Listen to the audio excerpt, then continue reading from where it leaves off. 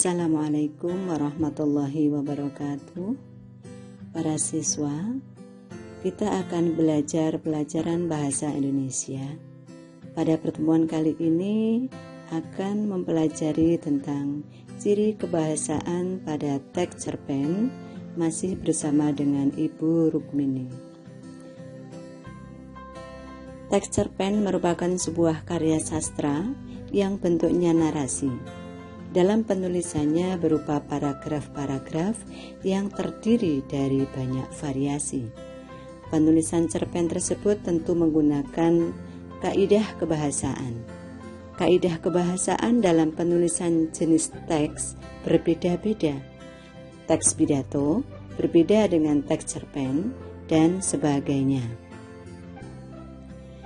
Kaidah kebahasaan dalam penulisan cerpen antara lain: 1. Banyak menggunakan keterangan waktu.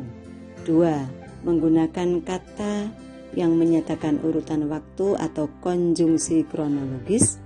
3. Menggunakan bentuk kalimat langsung dan tidak langsung. 4. Menggunakan kata emotif dan ekspresif. Dan yang kelima, menggunakan majas. Kata keterangan waktu. Keterangan waktu bermakna lampau. Pada cerpen biasanya banyak menggunakan kosakata bermakna lampau yang ditandai oleh fungsi-fungsi keterangan yang bermakna kelampauan. Contohnya, ketika itu, beberapa tahun yang lalu, telah terjadi, dahulu kala, dan masih banyak lagi yang lain. Kemudian yang kedua, kata yang menyatakan urutan waktu atau konjungsi kronologis. Konjungsi sama dengan kata penghubung. Pada tema sebelumnya kita sudah mempelajari tentang konjungsi.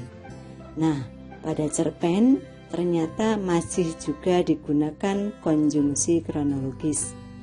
Contohnya, sejak saat itu, setelah itu, mula-mula, kemudian, lalu, selanjutnya, dan masih banyak lagi yang lain. Dan itu ketika anak-anak membaca cerpen pasti akan dijumpai. Ciri ketiga, bentuk kalimat langsung dan tidak langsung.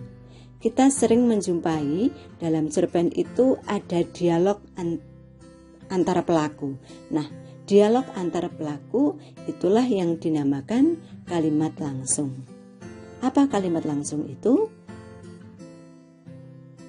Yaitu kalimat yang menirukan ujaran orang lain. Ciri-ciri kalimat langsung merupakan hasil kutipan pembicaraan persis dengan ucapannya. Kemudian ciri yang kedua, bagian ucapan harus diberi dengan tanda petik 2. Kemudian dapat pula kalimat langsung itu berupa kalimat perintah atau kalimat tanya atau kalimat berita, dan tentunya menggunakan kata emotif dan ekspresif.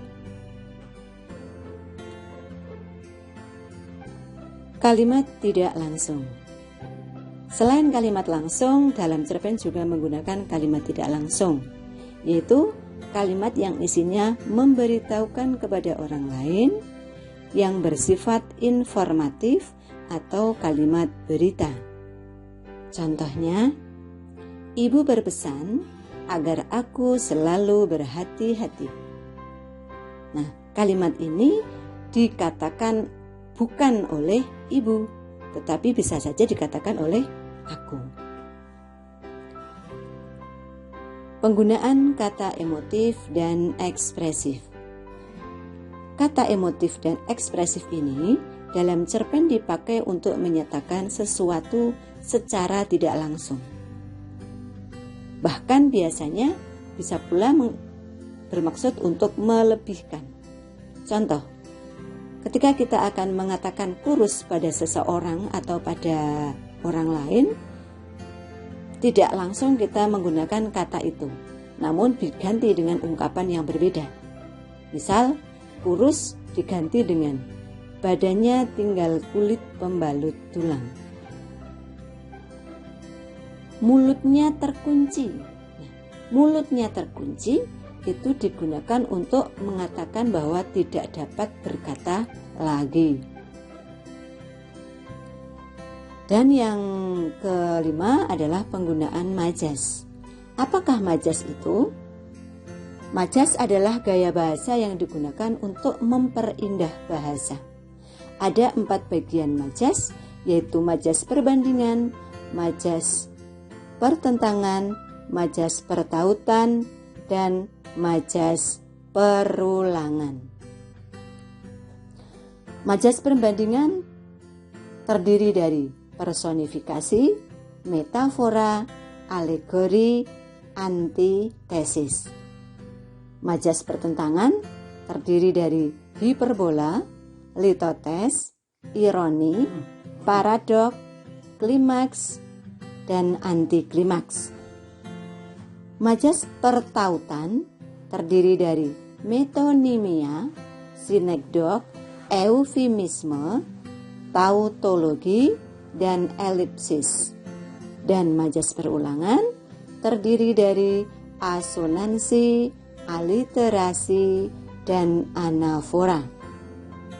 Untuk penggunaan selanjutnya, silahkan anak-anak bisa melihat pada modul kalian halaman 41. Di sana ada cerpen dengan judul Secare Kisah Perjuangan yang menggunakan berbagai macam majas.